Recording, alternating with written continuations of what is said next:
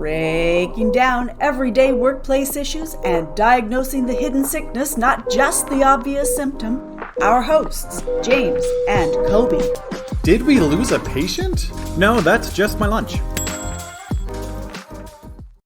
Hey, thanks for joining us.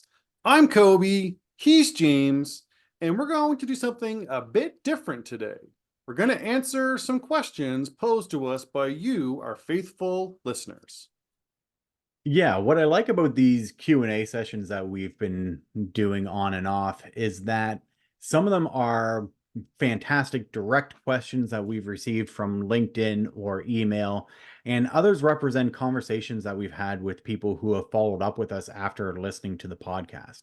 So it's really a great opportunity for us to engage with people, answer questions, hear what they're thinking. So please continue to reach out to us. If you've enjoyed the podcast and want to explore these concepts in more detail, we, as you've probably figured out, we like to talk. Absolutely. Yes. No, I very much enjoy these too, because these are, again, great. These are more questions are kind of reflection of great conversations we've been having that we want to be able to explore through this. So I do think that it's great that we're trying to bring stuff that's topical and in front of mind for people. So I always enjoy this as well. All right, but let's stop yammering. Let's jump in. So I'll ask you the first question, James. Okay. Sure. So, James, why do many recognition programs fall short? Yeah. Really, I think the biggest reason is because companies are really trying to find that one or maybe two boxed programs that will fulfill the needs of their employees to feel recognized for their work. I mentioned in a previous episode, actually, about a manufacturing client who had implemented a new recognition program.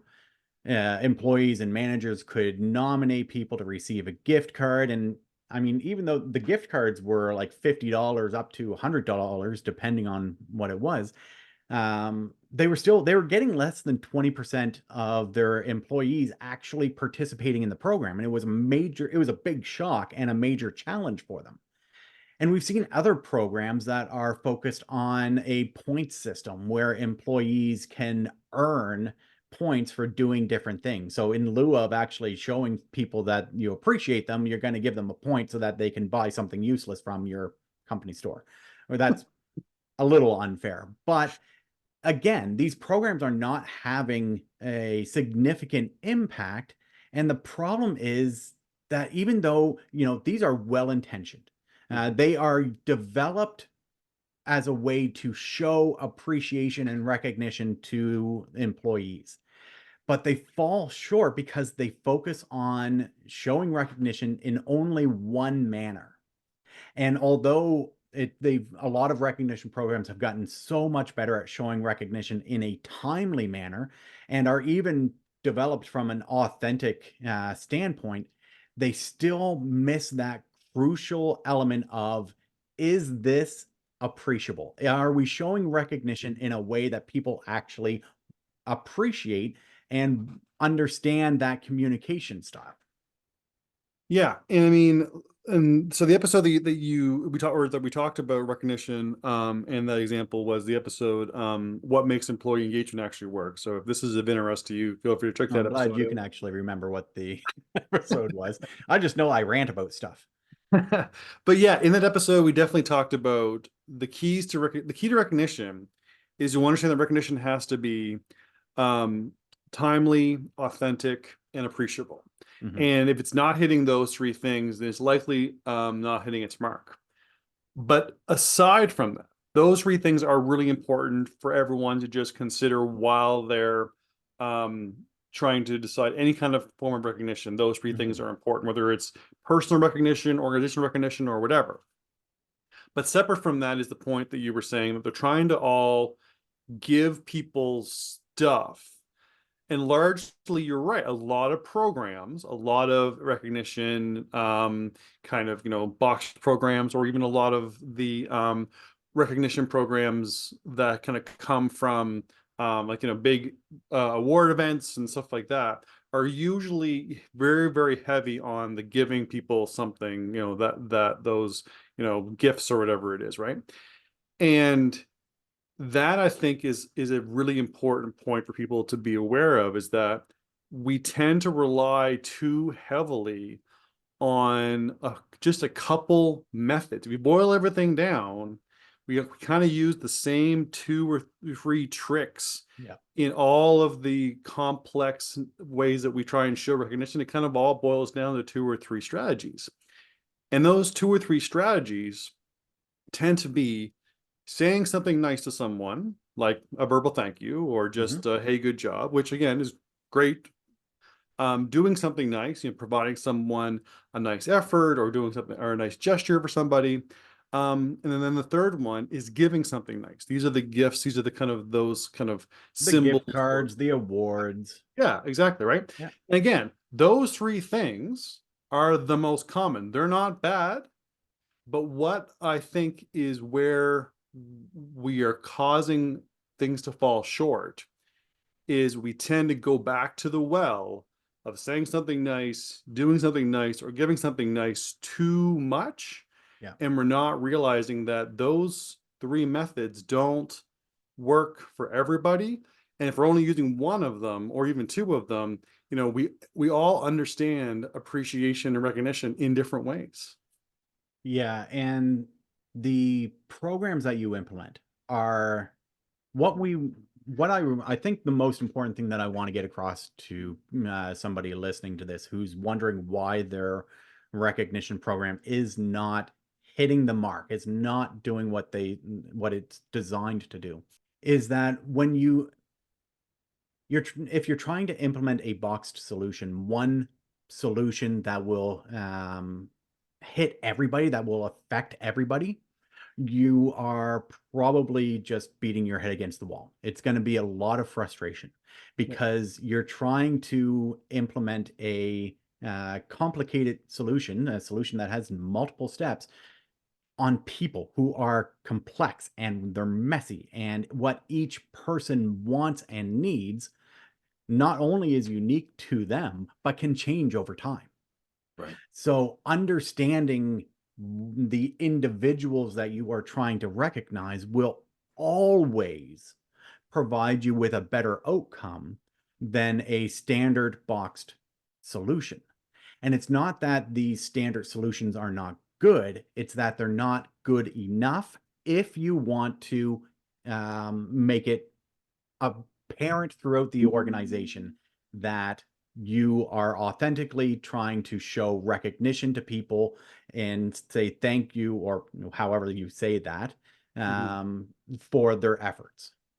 Right. Because and I think a good example of why a sincere effort falls flat is kind of the idea of, to some people, saying a sincere thank you really does have a great meaning. It really does something that, if it comes from someone they respect, if it's said with every good intention, that can mean the world to some people.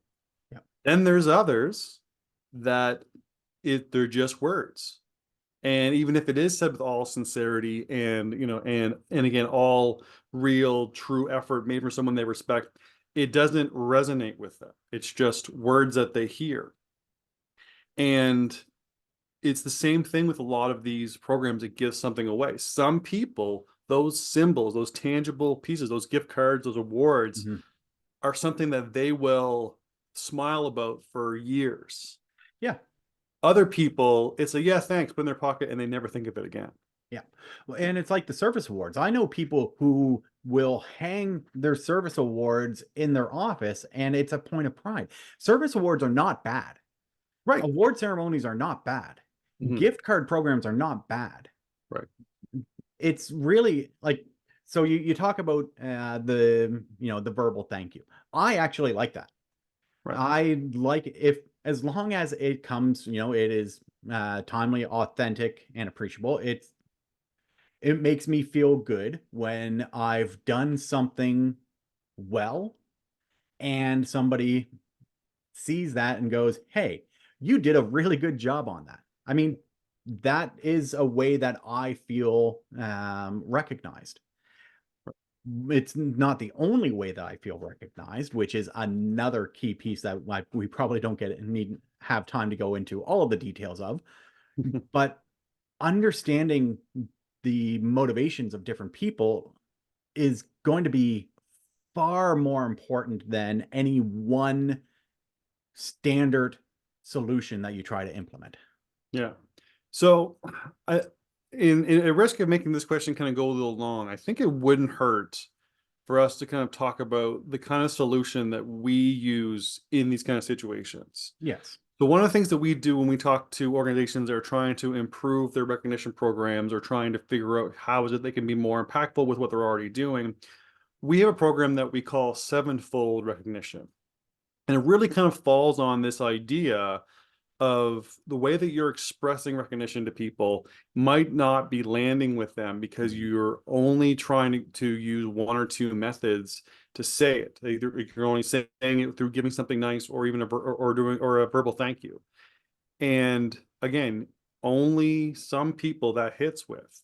Like you said, with the manufacturing, it was like what 25% of people were it was actually hitting It them. was less than 20. I don't remember the exact numbers. I think it was around 12 to 15, but But it was under 20. a significantly Yeah. small number of people in this whole organization. So without going into the whole program, I can give you the highlights of it. So the idea is that when we say the most common ways that we talk about recognition is saying something nice, doing something nice, and giving something nice.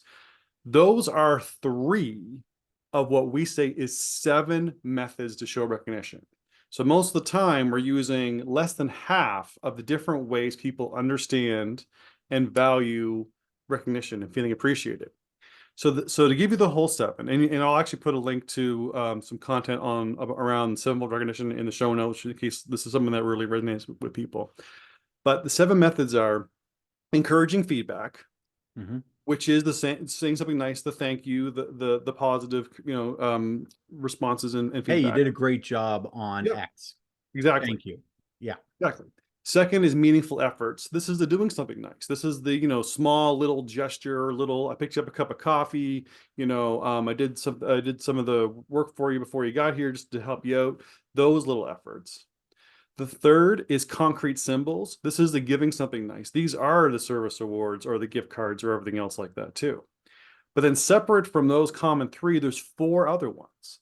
The next is undivided attention.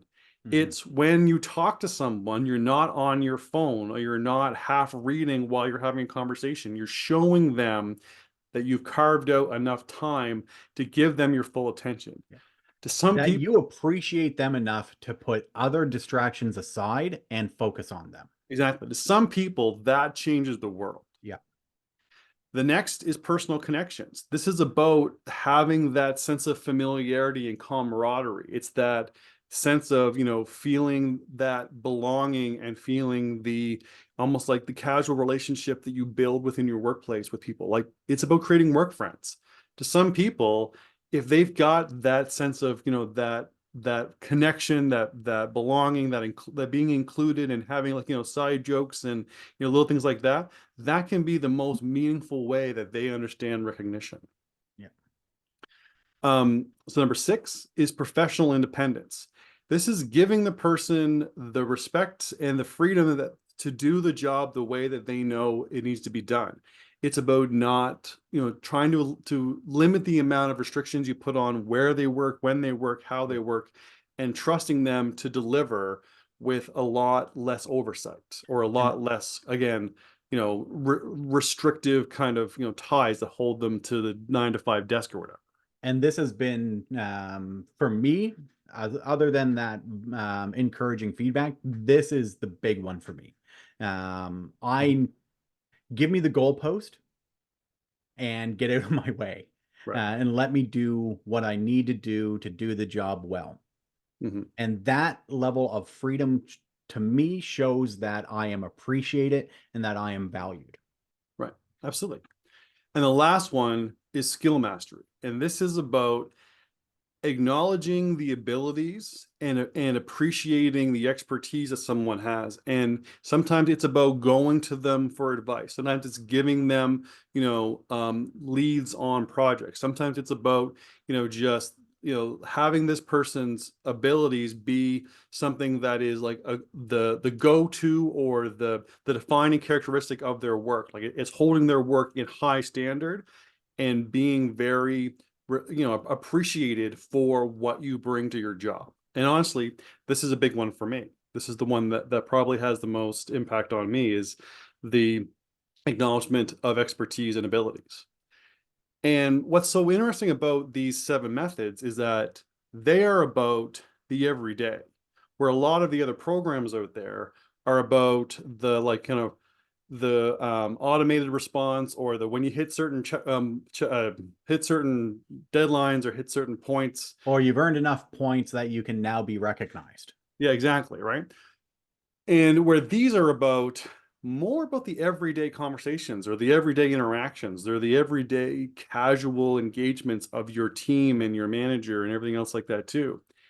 And that's where real recognition has the most impact. And which is why we say, when we try and advise on programs that are existing, we don't say throw the programs out, because there's nothing wrong with the programs, but it's understanding these 7 methods augment programs like you wouldn't believe. Yeah, and it makes it more meaningful for people. So we've talked, I mentioned the terms timely, authentic, and appreciable. And in other conversations, we've probably brought up those 3 dimensions, but to show recognition at work, those 3 elements need to be in place. It needs to be timely. I mean, waiting, if somebody does a good job in January and you don't recognize them until your Christmas party in December, that's not timely, right? Thank you very much for the work that you did 8 months ago. Not timely. Yeah.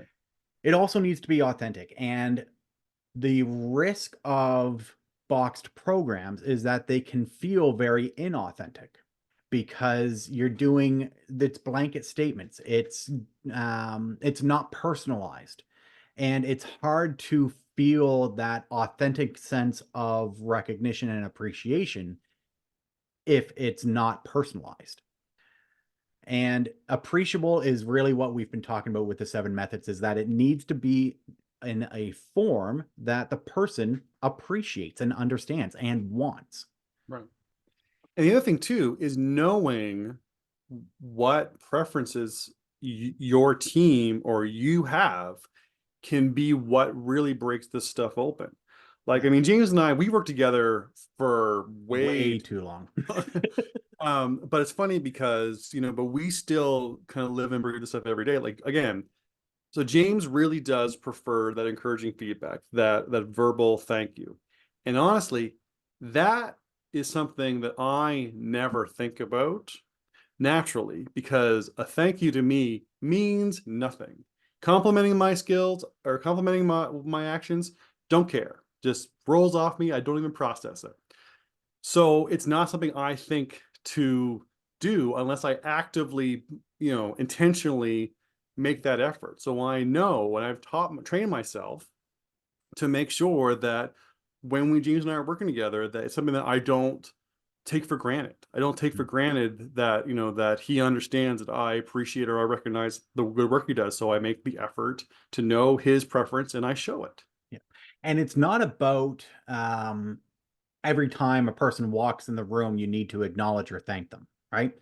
If it becomes routine like that, it loses the authenticity.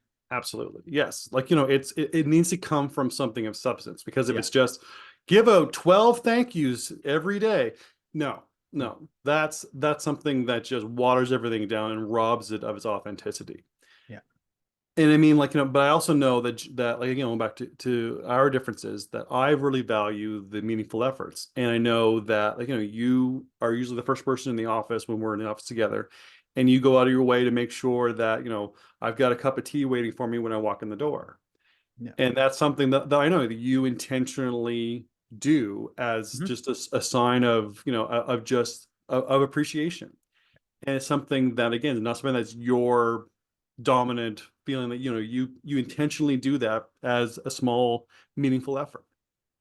Yeah, I mean, we both drink tea through the day. We both have our teas with us now. So the extra little bit of effort to just make sure that the water's hot when you come in isn't it doesn't take much out of my day, Right. but I know that you're going to show up and you're going to want a cup of tea. So why not make Yeah. that small Yes. effort that I know would be appreciable? Yes. And you don't understand how, and that's very meaningful to me, that someone put the effort into something when I wasn't here. And that means a lot to me. It doesn't, without me telling you that, or without you knowing that about me, you might not even think of that. Yeah. So that's just the reality of why this stuff makes difference. Even, again, you and I are very similar in a lot of ways, but even these subtle differences improve our working relationship. So when this knowledge, when this ability to kind of just have a bit of insight in how people, generally feel appreciated and recognized, can do wonders to the morale of a team, because it's about making the authentic effort to showing them recognition that they require. I know we've got to move on to other questions, but I think one of the biggest, one of the best examples of this, and I love the visual because I can see it so perfectly still, is when we were delivering this program and there was conflict already existing between the between the director and their personal assistant. Right. And the director sincerely was trying to say thank you, and literally would just say thank you all the time. But she would say thank you while she's checking her email or looking at her phone or doing, because they had 57 other things that they had to do that day. Right. Their their assistant needed their undivided attention. That is how they felt valued. Right. And that shift, that understanding of one person was authentically trying to say it, trying to show recognition. The other person did not feel it by any stretch of the imagination. It changed their working relationship. And it was such a fantastic aha moment of, oh, this person's not terrible. They just are showing recognition in the way that they want to feel it. Right. So anyways, recognition is a fantastic topic, and it is really important in developing your employee experience. Absolutely. And if you want to do it well, understand the different ways that people understand and show and appreciate recognition. Don't throw the baby out with the bathwater. Your recognition programs are good. They can be better. Absolutely. No, that's great. All right, let's move on to the next question. All right. Our next question is, why do many teams give up on their people and culture initiatives? Right. Yeah, this is something that we do see. And it's funny because we often see it kind of retroactively, like, when we're talking to an organization about, like, their issues around talent attraction, or their issues around, or they're trying to do things around wellness or whatever.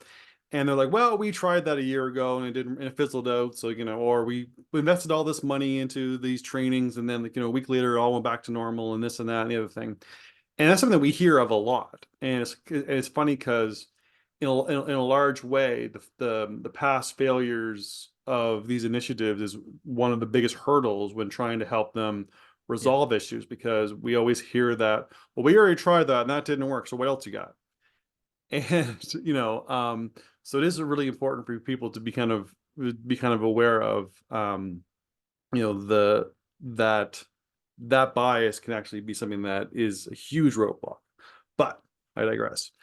When it comes to a lot of these things, it's really about not understanding the complexity of them. Like, your training initiatives and your mentorship programs are a good example, because a lot of training is we built a training platform and system for people to take training whenever they want, but no one's really taking it or carving out the time, or no one's finishing it, or this and that and the other thing.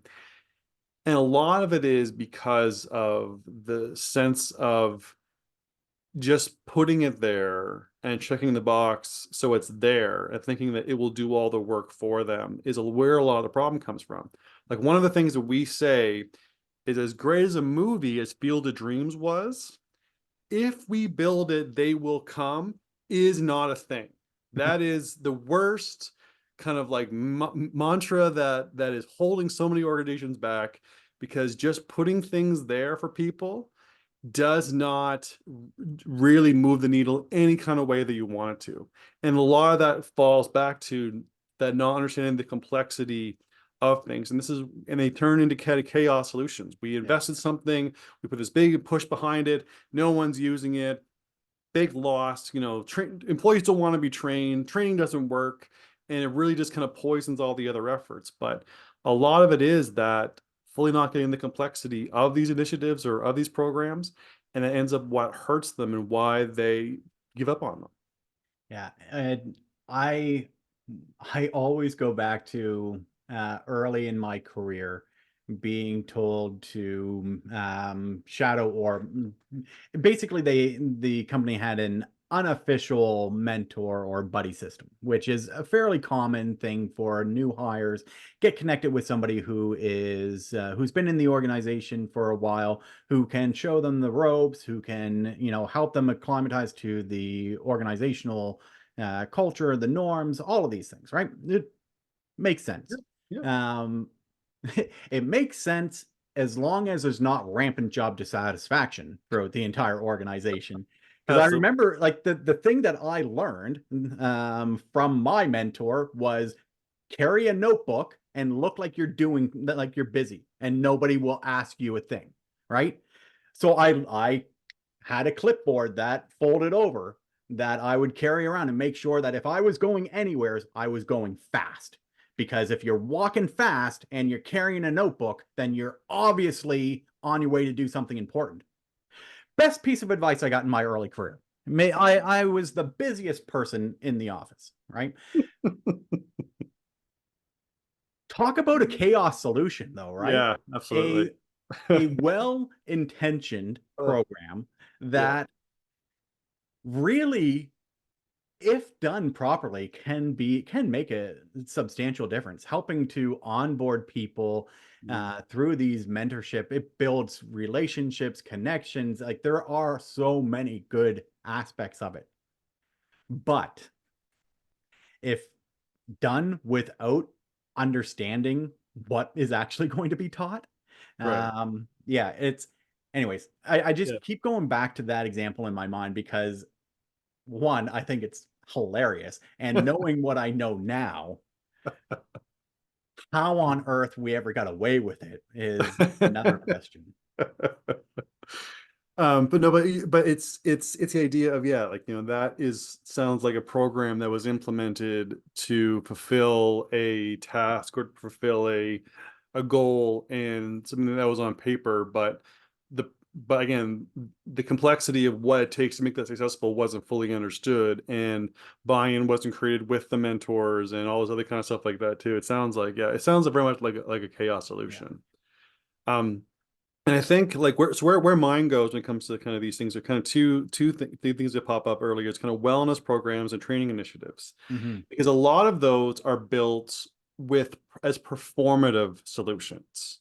Right. It's stuff that looks good, which is why in wellness specifically, we see this overemphasis on physical health a lot in wellness programs, because those are very visible performative pieces. It's like, it's gym memberships, or it's putting, like, gyms into the offices, or if it's like, improving, like, healthy eating challenges and stuff like that.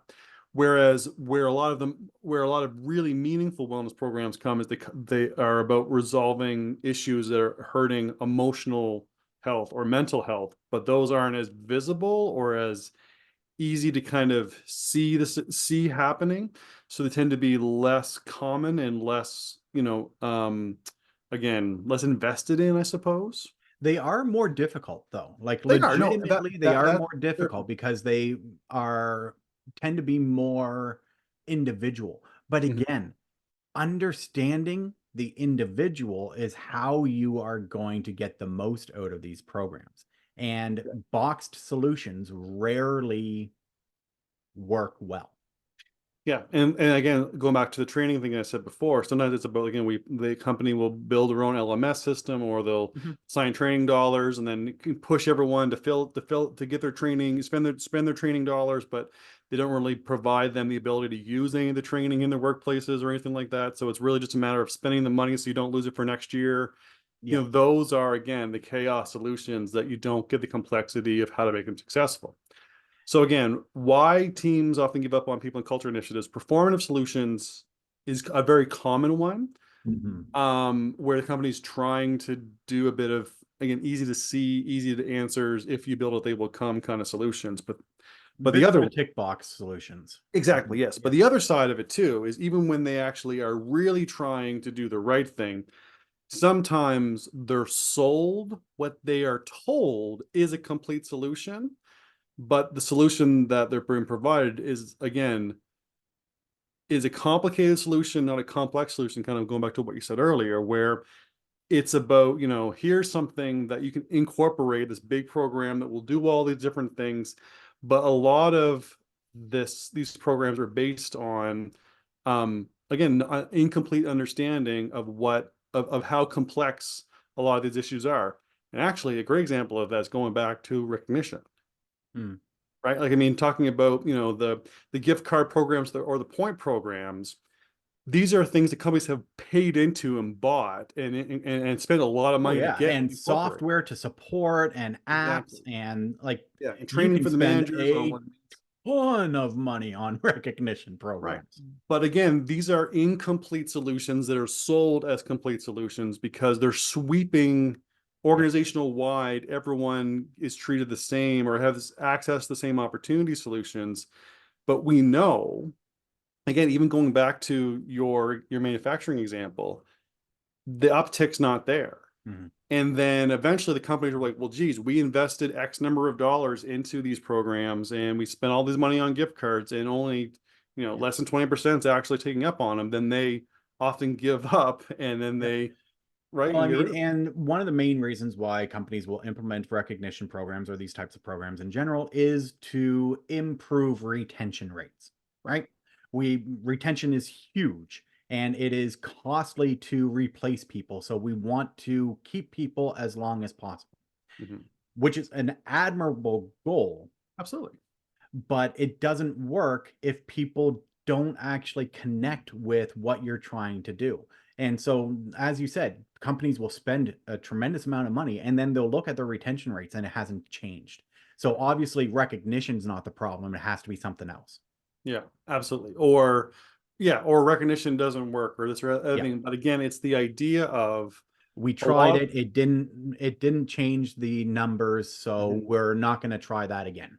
Exactly. And that is one of the biggest problems, is they failed to have a winning strategy, and the strategy that they had, you know, disappointed them. So therefore they give up on trying Yeah. anything ever again or investing in this ever again. And then it's just the reality of, well, you're still going to have these problems. And even though you don't want to resolve, or you don't want to reinvest in these solutions, Mhm. it done properly, are where you're going to actually have, where this success is going to come from. So it's why we often say it's not about replacing programs, it's about augmenting what you already have. Because again, it's very rare that these programs have no impact.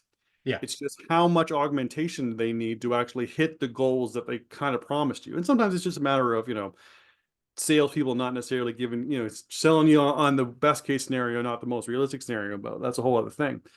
But again, it's about the idea of why teams give up on initiatives is, again, they don't understand what it takes to have them be successful, because they either A, want them to look a certain way and they think success looks a certain way, or they've been sold a complete Yeah. solution that's not a complete solution. And sometimes it's also a matter of, we get into this idea that the only way that we can show recognition, or the only way that we can do it equitably, is Right. to do it the same for Uh-huh. everybody, Right. which is a misunderstanding of the term equitably, right? Exactly. It's What? thinking of it as equally. Yeah, I mean, in order for it to be equitable, each person needs to appreciate and understand it. Not each person gets the exact same thing, regardless of whether or not they appreciate or understand it. Well, actually, going back to the common strategies of, let me talk about with recognition in the first question, the idea of giving something nice to somebody. If everyone has the opportunity to get the same thing, then we're trying to be equal and fair to every person. Mhm. But that's maybe where that fundamental linchpin problem is that if every person if your strategy is based on equality, giving everyone the same thing, that's a fundamental problem. Because again, it should be about equity, giving people What they need. they need. Yeah. And if someone needs to be told, or someone needs to have their recognition shown again through concrete symbol, that's great. If others need to be shown through undivided attention, you know what I mean, then that's about really being more equitable in how we approach Yeah. recognition. Yeah, whenever we talk about this, the same image always comes to mind. It's been around for ages, been used in many different forms. I'll try to articulate an image properly, but essentially there's, three people standing in front of a fence. Each person is for it to be with three boxes, essentially. For it to be equal, each person receives one box. For it to be equitable, the tallest person can actually see over the fence without a box. The shortest person might need two boxes in order to see over the fence, where the person who's kind of a middle height might only need one box to see over the fence. Giving people what they need to be able to see over the fence is what we're trying to do, right? Should be what we're trying to do. If you want to make it completely equal, give each person one box. Two out of the three will be able to see over the fence, but one person won't. Right. Yes. Right. Yeah, you're right. So sometimes it's a matter of, when we're looking at these programs, no matter what they are, whether they're wellness or whether they're training, whether they're recognition, is that giving everyone access to the same thing and thinking that as long as we're equal, we're doing it right. That is a fundamental Well, that's a mistake. performative solution. Yes, exactly. And maybe that's going to tie back to that. You're right. Okay, so I think we covered those pretty well, although number two really kind of blended into number one in there at the end. But I think let's move on to the third question. So I'll ask this one to you, okay? Sure. So this says, I'm a new manager. I see lots of things that need to improve, but I do not have the authority to change them. What should I do? Oh, yeah, this is always fun. The most important thing in this situation, I'm assuming this is a person who is new into management, not a person who is an experienced manager in a new role. So that's how I'm gonna look at it. New into management, the most important thing that you can do first and foremost is manage expectations. Learn how to manage your own expectations, as well as the expectations above and below you. If you have identified areas that will improve operational efficiency, that is a really good thing to do. And you need to understand who would be the person who's going to be making the decision. So if you report, you would have a direct supervisor. You need to work within the system that you are given, especially as a new manager. You need to be seen to respect the structures that are in place. Don't try to go immediately to the CEO or the director if you've got a couple people in between you and that authority level. Make the case to you need to tie it to either the business case. How is the company going to actually save money time, resources, whatever, by implementing your new strategy. That is an excellent way of crafting the narrative. And even though you don't have the authority, you can pitch somebody else on why they should care about it. If you're going to a direct supervisor who then has to go to a direct supervisor who then has to go to a direct supervisor to make the change, what motivation is that person who you are going to, what's their motivation for moving it up? How is them making this change or supporting you to make this change going to help them in their career? Yes, it's a bit of a selfish mentality. Who cares?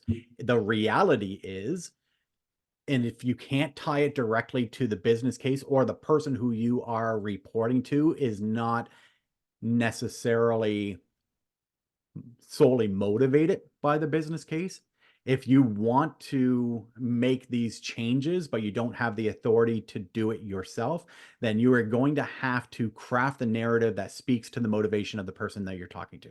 And part of that is understanding, setting, and managing expectations. That's really good advice. I think that just in general, for any manager, new or experienced, being able to set and manage expectations is just a unbelievably invaluable skill. We actually did an episode where we talked about that in great detail, called what's the most overlooked management skill. So check that episode out too. But the idea of, the fact that you need to be able to manage expectations to those who you report to and those who report to you, because you want to make sure that you're all on the same page, that people know what to expect, and that it's clear that you all agree to what success looks like, right? The other piece of it too is to consider psychological safety, right? I mean, if you're a manager, generally good management advice is look to provide psychological safety to your team. Those who you do have direct authority over, make sure that you are ingraining psychological safety into the everyday actions. Let people speak up, share ideas, talk about concerns, anything like that. And you also need to be aware of how much psychological safety exists with who you report to. Do you have the ability to kind of share these new ideas, these new initiatives? And are you going to face ridicule or retaliation if you try and challenge the status quo? These are things that you need to be aware of going into it, because sometimes organizations say they have an open door policy, or they encourage employee feedback, but really they say that, and then behind closed doors they judge it. We call that counterfeit psychological safety. So knowing that the reality that you work in is very, very important. But I think you're right. Regardless of what the environment is, kind of great universal advice is that to get anyone to change requires them to buy in. And that has to start with understanding and speaking directly to the needs of your audience. Even if your supervisor does not have psychological safety, does not provide that, and you're in risk of retaliation or ridicule, if they have priorities that they want, and you can speak to how they can get what they want, that motivates them. If you're not saying for me or for our team or for the company, if that's not going to move them in a way that's going to have them be on your side, then what will? And speak to your audience. And then when you and that supervisor, or maybe who you've got on the same page as you, have to go to their supervisor, then you need to do the same thing. What's going to move them onto our side? And speak to that audience, because that's really where change happens, is through buy-in. And eventually you will get to the business case at a level, usually, senior leadership, director level. At some point, you're going to run up against, okay, how is making this change going to affect our bottom line? How is it going to improve? If it's operational efficiency, then what is the anticipated result of that? Right.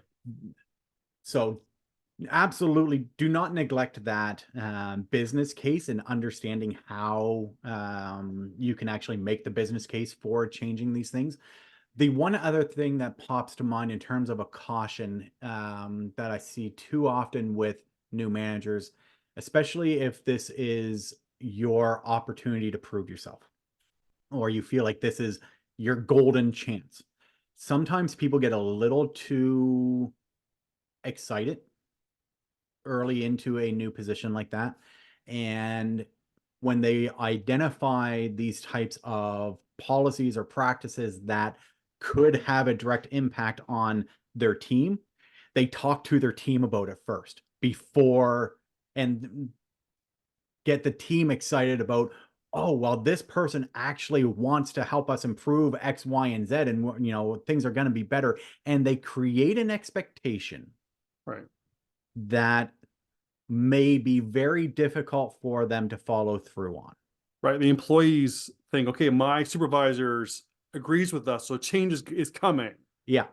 And then that change doesn't come for what could be any host of completely valid business reasons. Right. Or it could just be that they have to get their manager and then their manager, and or it could just be it takes a really long time to move a big ship. Yeah. The problem that rises with that, though, is that you've now set an expectation with your team. And going back to them and saying, not yet, not yet, not yet, or I've passed it up and nothing's happening. You either wear that yourself as a new manager, having let them down, having set expectations and failed to deliver, or you pass the buck onto the organization, which causes your team to not trust the people above you. Right. Neither one of those solutions or outcomes is what you want as a new manager. So going back to understanding and setting and managing expectations is a crucial ability for your success. And it's not just about managing the expectations that others place on you. It's managing the expectations that you create with your team and understanding what the damage that can be done if through really, I want to say no fault of your own, but it is your fault if you set those expectations. But more rather than no fault, it's more of a inadvertently creating these expectations. It can cause so many problems for you. And as a new manager in your career, that's going to follow you for a while. Fortunately, it gives you an opportunity to learn from past mistakes, but let's try not to make those mistakes in the first place. No, that's good advice. All right. So I think we provided some good answers for these 3 questions. So if you have anything more to add, I think I'll just jump into a quick summary. No, I think I'm good. All right. So our first question was, why do many recognition programs fall short? Well, largely it's because the programs that we have usually are incorporated kind of big initiatives that kind of fall into the trap of not being timely, authentic, and appreciable, or relying too heavily on 3 common ways to show recognition, which is saying something nice, doing something nice, and giving something nice. When we tend to oversimplify what recognition needs to look like, we, hold on to recognition for a long time and give it to people all at once, or we lean too heavily on 1 or 2 methods. We end up only appealing to a small portion of our workplaces, and the rest don't feel recognized. Having a much broader understanding, such as learning about the 7 methods of recognition in our 7-fold recognition program, is a good place to start. Is a great way to really kind of have a much broader view of recognition and looking to try and be more timely, authentic, and appreciable. Our second question is, why do many teams give up on people and culture initiatives? Well, largely it tends to fall into 2 categories. One, they look for performative solutions that will look really good, look like they're doing something, easy to check boxes, and think that they will have the success that they want. But really, a lot of times they only look effective when they may not be. The other common problem is people will think that they've been sold a complete all-in-one solution, but it doesn't account for the uniqueness and kind of the complexity of the people in your workplaces. So sometimes these solutions can be helpful if we augment them with other programs, other resources and supports to make them a custom complete solution. But usually right out of the box, nothing works everywhere for everybody all the time. Mm-hmm.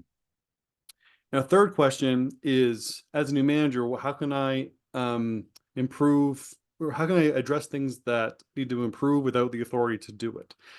And our best advice we can always give is to always manage expectations. Set and manage clear and realistic expectations whether it's to your team or whether it's to who you report to. Because if you want things to happen, having things like the business case for why improvements need to exist is a good place to start. But really, it's about, if you want to make change happen, then you have to speak to the audience of every audience that is involved in the change and work your way to getting everyone on board by being able to customize the argument that will speak to the needs of your audience. Because eventually, because a lot of times, turning the ship can take some time, and you need a lot of allies on your side, because buy-in is the fundamental piece. Yeah. But all this kind of falls to, you have to be able to manage expectations of those you work with, and you have to be able to be aware of the environment that you're in when it comes to things like psychological safety and everything like that. If you really want to have a long-term impact, you need to be tactical, you need to be patient, and you need to get people on your side to work towards turning that ship. All right. So that about does it for us. For a full archive of the podcast and access to the video version hosted on our YouTube channel, visit roman3.ca/podcast. Thanks for joining us. For more information on topics like these, don't forget to visit us at roman3.ca. Side effects of this podcast may include improved retention, high productivity, increased market share, employees breaking out in spontaneous dance, dry mouth, aversion to the sound of James's voice, desire to find a better podcast.